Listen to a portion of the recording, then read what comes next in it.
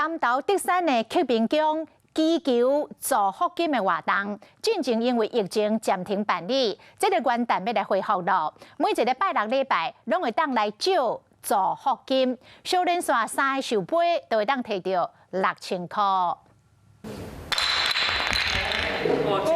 那是小人线跋3摆上杯，地当借到6000块。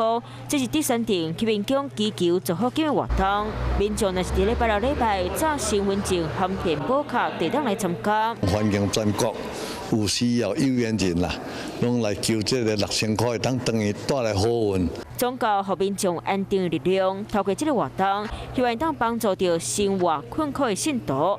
庙方嘛讲，未勉强信徒当时要行钱，若无在条行嘛不要紧。不分国籍，不分地区，也不分种族，每一个来个遮若求3上杯就可以啊。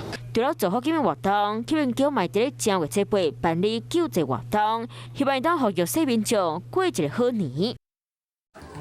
华视新闻看起来，赶快订阅我们的华视新闻 YouTube 频道，欢迎按赞、订阅、开启小铃铛，最新最及时的资讯要提供给你。